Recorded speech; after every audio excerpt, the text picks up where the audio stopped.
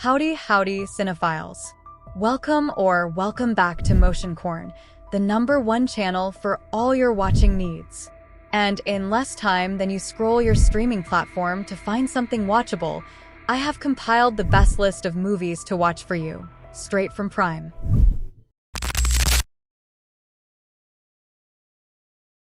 Starting today's list strong with everyone's favorite animation, Minions. The Rise of Gru is the origin story of Despicable Me's main character, Gru, voiced by Steve Carell, but probably not in the way that you expect. In the 1970s, Kevin, Stuart, Bob, and the rest of the Minions have all latched on to Gru as their new master. Gru himself has ambitions of being the biggest supervillain in the world, so he can join the Vicious Six. Unfortunately for Gru, his attempts to join the most notorious gang of bad guys spectacularly backfires, which turns his idols in the Vicious Six into his deadliest enemies. To defeat them, Gru and the Minions will have to turn to the Vicious Six's former leader, Wild Knuckles. Good night. Yes, good night. Good night! No! Our next film will have you covering your eyes and screaming at your TV at times. 50 years after the events of the original Exorcist, demons strike again in The Exorcist Believer. Two young girls, Angela Fielding played by Lydia Jewett and Catherine West played by Olivia O'Neill, have fallen prey to evil, and their parents are at a loss as how to handle their possession. Angela's father, Victor Fielding played by Leslie Odom Jr., eventually finds help in the form of Chris McNeil, a woman who has made herself an expert in the field of demonic possession since her daughter, Reagan McNeil, suffered the same ordeal decades earlier. But no amount of preparation is sufficient in the face of the unrelenting evil that has the two children in its grasp.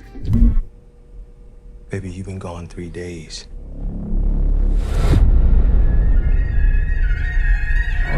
Next on our list, we have a comedic romantic musical that is worth the watch, even if you do not enjoy musicals. Almost everyone can hear a song in their head, but the lead character of Musica, Rudy, played by Rudy Mancuso, can't stop hearing it. Rudy suffers from synesthesia, which means music is an ever-present part of his life, even when he would probably prefer silence. Mancuso is a YouTube star who co-wrote and directed this coming-of-age romance, which finds Rudy torn between two women, Isabella, played by Camila Mendes, and Haley, played by Francesca Real. Luckily, or perhaps unluckily, Rudy has a friend, Anwar, played by JB Smoove, who can give him some advice and guidance. But ultimately, Rudy has to make his own choices in life, including whom he really wants to be with.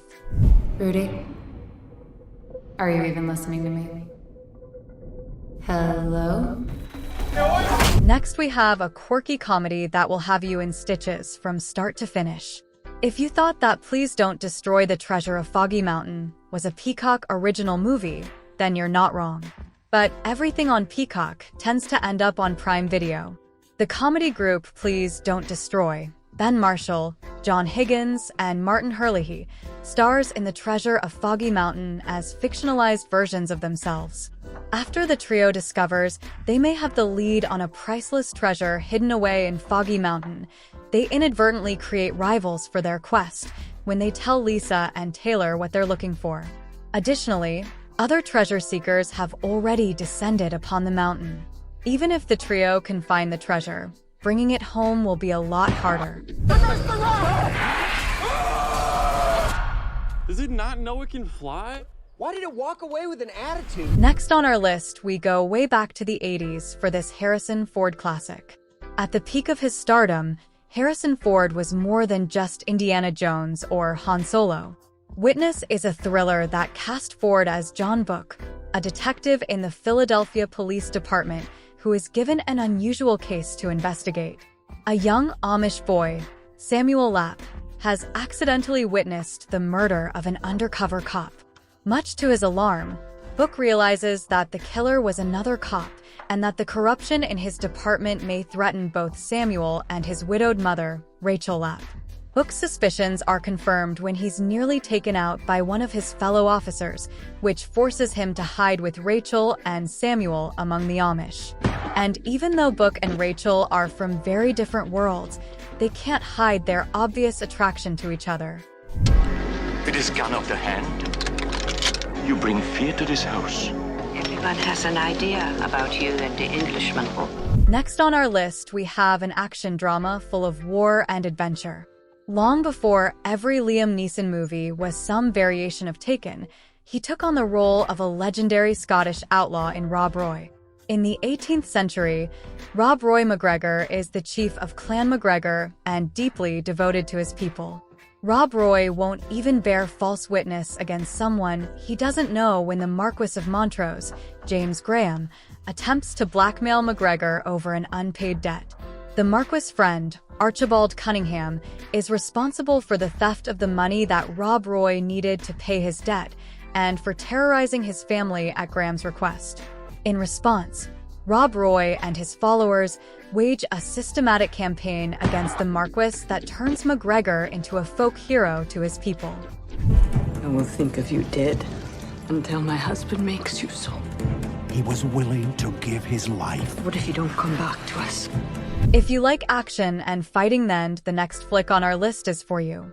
In this remake of the popular 1989 movie starring Patrick Swayze, Jake Gyllenhaal portrays Elwood Dalton as a former UFC fighter who has fallen on some hard times.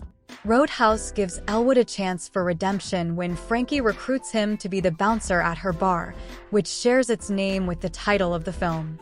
Elwood's fighting skills go a long way towards keeping order at the Roadhouse, much to the anger of a local mobster, Ben Brandt. Elwood took care of Brandt's regular goons with ease, but he'll have a much harder time handling Knox, an enforcer for Brandt who is played by an actual UFC fighter, Conor McGregor. Coverage good? Like, you have dental? Oh, haha. Is there a hospital nearby? Is it, like, too far? About like 25 minutes, I'd say. I just slapped you. Are you all right? What? Next, we have two megastars teaming up, Denzel and Ryan, for an action-packed film. Denzel Washington has a compelling antihero turn as Tobin Frost in Safe House, a thriller directed by Daniel Espinosa. Frost is an ex-CIA operative who is wanted for going rogue years earlier. While attempting to escape with a data drive that implicates several American intelligence officers, Frost is wounded and forced to surrender to the American consulate in South Africa. That's where Matt Weston comes in. As the CIA's officer in charge of the local safe house, Weston is supposed to keep Frost in his custody until he can be taken back to America. However, when a team of mercs descends upon the safe house, Weston is forced to flee with Frost as an unfolding conspiracy threatens both of their lives. I'm taking you in. I want you to take me in. It shouldn't surprise you to hear that there is another wedding in My Big Fat Greek Wedding 3. It's just not between the main characters, Tula and Ian Miller. Through 2 sequels and 1 non-canon sitcom spin-off, Tula and Ian are still together. But they don't know that their daughter, Paris Miller, is struggling with both her love life and her academic pursuits in college. Michael Constantine, who played Tula's father, Gus, in the previous films, passed away in 2021. That's why a lot of this film deals with the family struggling with their grief over the loss of Gus as the extended clan travels to Greece to fulfill his last wishes. This turns out to be more difficult than they imagined, as his childhood friends have scattered, and some unrelated relationship dramas are coming to the surface. You lost me. Everybody say! We dreamt about Aristotle last night. How did you know? Greek voodoo. Next on our list, we have one for all you documentary lovers out there. We certainly have not forgotten you. This year marks the 70th anniversary of the death of Frida Kahlo, a Mexican painter who didn't find fame or accolades until 2 decades after she died. The new documentary Frida takes an extensive look back at Kahlo's well-documented life and adds some modern flourishes, including animation on a few of the artist's self-portraits. More importantly, The film shares the words of Kahlo herself to shape the narrative and give her a voice in her own story. Frida Kahlo was one of the most distinctive voices in art in the 20th century, and the life she lived was just as important and interesting as her creations. Through this film, a new generation may come to appreciate that. El noviazgo con Diego comenzó. Me dan ganas de hacer el amor, tomarme un baño y hacer el amor de nuevo.